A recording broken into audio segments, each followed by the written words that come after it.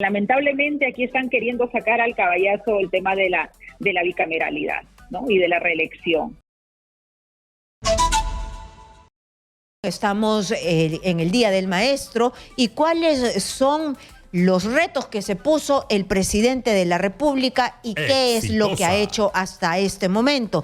Los retos fueron formación desde el colegio para el ingreso a las universidades, creación del Ministerio de Ciencia y Tecnología, declarar en emergencia la educación, una universidad pedagógica en cada región, programa Barriga Llena, Corazón Contento. Desde el magisterio haremos la verdadera currícula, 10% del PBI a la educación. ¿Qué es lo que ha hecho? ¿Qué es lo que ha cumplido? ¿Hacia dónde vamos? ¿Cuál es el camino? Para eso nosotros tenemos en un enlace telefónico a Flor Pablo, ex ministra de Educación, y la hemos visto, por supuesto, bastante activa en temas de educación. Bienvenida, congresista exitosa. Buenos días, Karina. Muchas gracias por el espacio y comenzar el día. En realidad, desde ayer hemos estado ya con una serie de reuniones, de celebraciones, de conmemoraciones por el Día del Maestro, las maestras, así que extender mi saludo afectuoso con mucha gratitud a los más de 500,000 de profesores y profesoras que hay en nuestro país. Feliz día a todos los maestros y maestras peruanos a lo largo de todo nuestro territorio. Muy bien, entonces retomar las preguntas. Yo ya leí qué es lo que el presidente de la República, maestro, feliz día también al presidente, palabra de maestro, todos recordamos su eslogan, se comprometió. ¿Qué ha hecho? Yo creo Karina, que tenemos que plantear que justamente en el Día del Maestro, el maestro para hacer bien su trabajo requiere condiciones, ¿no?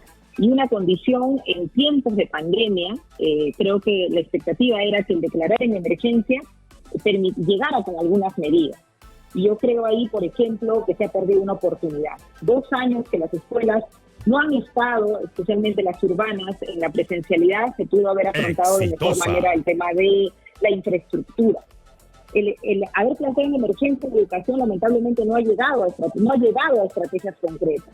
Yo vengo insistiendo, por ejemplo, en que haya un fondo de emergencia para atender la situación grave de la infraestructura, ¿no? Necesitamos aulas prefabricadas, necesitamos demoliciones, mientras llega la infraestructura definitiva. Pero ahorita tenemos en riesgo muchas escuelas que se están cayendo, alumnos del colegio privado que por el tema de la economía han migrado en ciudades como Lima o las grandes ciudades del país a la escuela pública, no hay vacantes, ¿no? Entonces hay una situación, miren, de temas.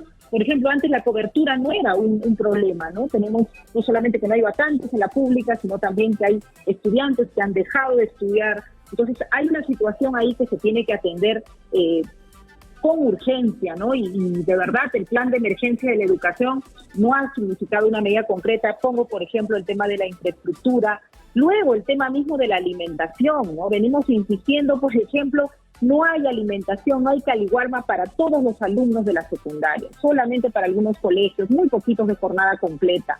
Entonces se da en inicial, en primaria, eso está muy bien, pero se tiene que avanzar a dar a todos los adolescentes, más en esta situación, mira, no solamente por la pandemia y la pérdida de los trabajos, sino el tema de la subida de los precios, que hace que las familias más vulnerables no tengan para dar una alimentación, muchas veces de 3 alimentos al día a sus hijos.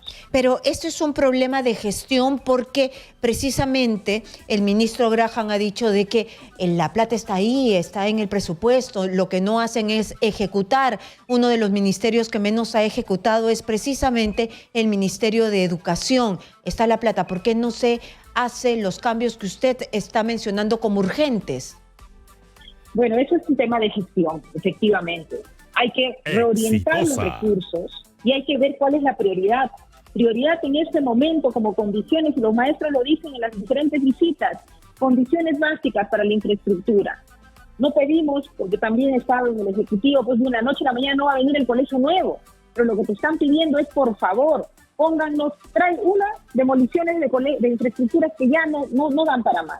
Poner aulas prefabricadas, poner mobiliario, sillas, mesas, con programas como Trabaja Perú, ¿acaso no se pueden hacer? El tema de uniformes. ahora con el frío, ¿no? En diferentes lugares y las familias no tienen para comprar uniformes para sus hijos. En realidad sí hay la posibilidad de hacer, el propio Estado tiene las posibilidades articulándose con otros sectores, como digo, Trabaja Perú es del Ministerio de Trabajo, se pueden transferir los recursos del sector de educación. En realidad acá hay un tema de gestión y de actuación rápida. No estamos en un proceso regular, estamos en una emergencia. La pandemia sigue y lamentablemente esas condiciones básicas siguen manteniéndose como estaban. Seguimos dando las recomendaciones, pero no vemos que van ocurriendo cosas concretas, ¿no? Y claro, otro tema que es muy importante, o sea, una vez que pensamos más presupuesto, por ejemplo, el compromiso del 6%, ¿no? Que el presidente tanto insistía. 10%, dijo. Y había el aumento de los 200 soles al año, que son 600 millones de inversión. El propio presidente, cuando estaba en el sindicato, decía que era muy poco, ¿no? Y yo, en una conversación que tuve, le dije, bueno, espero que ahora siendo presidente usted pueda asignar más y siendo presidente poder dar esa indicación al Ministerio de Economía, ¿no? Pero se mantiene la misma cantidad, 100 soles en 2 tramos, y en realidad creo que los maestros están esperando más, porque hay que dar mejores sueldos.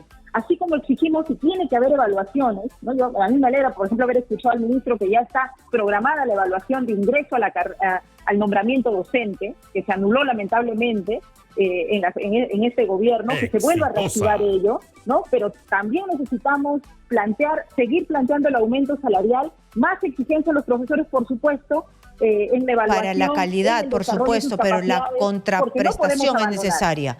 Son dos caras de la misma moneda. Así mejores es. Condiciones y mejor desempeño docente. ¿Para qué? Para que haya mejores aprendizajes en nuestros estudiantes. La finalidad del sector es que nuestros hijos, nuestros estudiantes aprendan, y todos tenemos que sumar en ese sentido. Se ha hablado también muchísimo, y esto es importante, usted lo acaba de decir, la calidad de la educación, y esto se hace con maestros que estén al nivel y también con una paga de acuerdo a lo que ellos dan. Pero y el trabajo en ciencia y tecnología, el mentadísimo Ministerio de Ciencia y Tecnología. Yo estaba leyendo hoy día una entrevista muy importante que se le hace al ministro de Ciencia y Tecnología argentino, y dice, nada de lo que se haga en ciencia y en educación es de un día para otro, y tiene razón, pero hay que empezar. ¿Nos va a servir? ¿Hay algo de repente, la primera piedra, o no hay nada en este momento? Mira, ahí ya se había avanzado en realidad en las sesiones pasadas en hacerte un planteamiento de articulación, ¿no? Alrededor de Confitec, del sistema que hay en nuestro país, lamentablemente desarticulado todavía. Estaba la promesa del Ministerio de Ciencia y Tecnología, pero creo que ahí sobre todo hay que avanzar en fortalecer ese sistema y asegurar que ese ministerio no esté el vaivén político. Porque imagínense, con la cantidad de ministros que tenemos que van cambiando, ¿qué posibilidad de sostener habría un ministerio como Ciencia y Tecnología cuando hay este nivel de polarización, ¿no? Entonces, ministerios claves como Educación, Ciencia y Tecnología tienen que tener realmente las personas correctas, articular los sistemas y sobre todo generar institucionalidad, no estar cambiando de ministro cada rato, y eso pasa por poner gente pues realmente competente, con la credibilidad, con la legitimidad, con la trayectoria, ¿no? Entonces, bueno, esa es una promesa que planteó el presidente, que ojalá pueda llegar pronto acá al Congreso, y como digo, la alerta para mí es que este ministerio fortalezca la institucionalidad que ya se ha ido gestando y no sea en realidad un ministerio simplemente administrativo, ¿no? Y creo que ahí tienen que convocar a los científicos en nuestro país. Las personas entendidas en este tema para que puedan aportar. dar su opinión. Exactamente, y eso es algo que mi colega Edward Málaga ha estado insistiendo muchísimo y dando las alertas, incluso solicitando, ¿no?, ser parte de esta comisión de formulación que ya hay en el Ejecutivo, pero que entiendo todavía no se han dado esos espacios de apertura. Y el ministro de Educación lo hemos visto muy calladito, ¿no? ¿Tiene el perfil, está haciendo un buen trabajo? Mire, yo creo que el ministro de Educación conoce el sector, pero lamentablemente este gobierno es un gobierno que ha entrado con una bancada magisterial que no es amiga, no es aliada de las reformas educativas.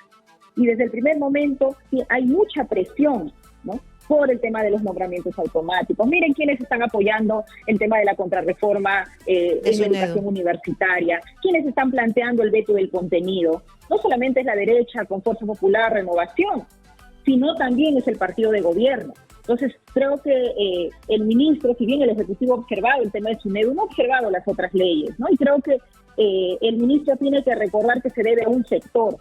La educación no es un tema de políticas de gobierno, es un tema de políticas de Estado.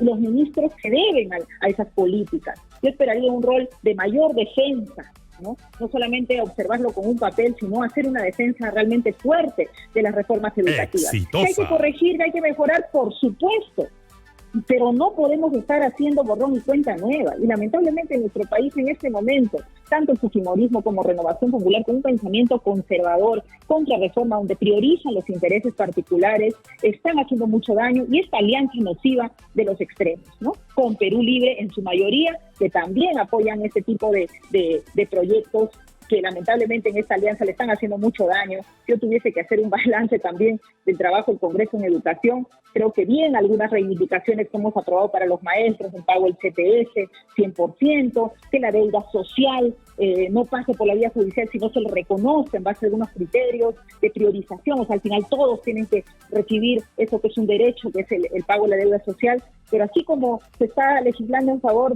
de estos beneficios sociales, también lamentablemente hay una ola contrarreforma que lo que... ¿Qué le parece, por último? Muy conservador y de es. defensa de intereses económicos. ¿Qué le parece esta ampliación de legislatura que se ha hecho hasta el 15 de este mes? Mire, lamentablemente aquí están queriendo sacar al caballazo el tema de la bicameralidad, ¿no? Y de la reelección. ¿Por qué? Porque ven que hay una creciente también iniciativa ciudadana de fastidio, de molestia que es legítima, ¿no? No solamente con el Ejecutivo, sino también con el Legislativo y el planteamiento de nuevas elecciones. Entonces están en ese escenario, en realidad acomodando unas reformas que pueden ser muy válidas. Yo, por ejemplo, estoy de acuerdo, Karina, con el tema de la bicameralidad. Necesitamos 2 cámaras para poder revisar mejor las decisiones. Que haya una Cámara de Diputados, una Cámara de Senadores. Pero con mejor reflexión. Pero no sin un debate. Ajá. Pero no sin un debate. No pues a las carreras. Imagínate, 15, ¿cuántos días pasan? Han aprobado rapidísimo la Comisión de Constitución, no lo hemos debatido, no se han abierto los espacios. Entonces estamos actuando realmente corriendo para responder nuevamente, ¿no? A intereses de determinados grupos aquí en el Congreso y no a un interés real de fortalecer nuestra democracia. Entonces nosotros no estamos de acuerdo, hemos presentado incluso una moción señalando, pero lamentablemente no ha sido aceptada, ya se amplió hasta la quincena, pero llamar la atención a la ciudadanía. Nosotros vamos a exigir que no se apruebe el bloque, que haya un debate, que haya una cuestión previa, que vuelva a comisión. Estos temas son importantes, no son para aprobarlos como se está planteando en el Congreso, ¿no? Entonces vamos a estar acá haciendo esos planteamientos desde el Pleno, cosa que ahorita también estamos en este momento en plena sesión en el Congreso. Una última consulta, antes que se me acabe el tiempo. ¿Qué opina de la ley Mordaza? Todo el sistema judicial criminalizado si es que filtra información, y el quid del asunto,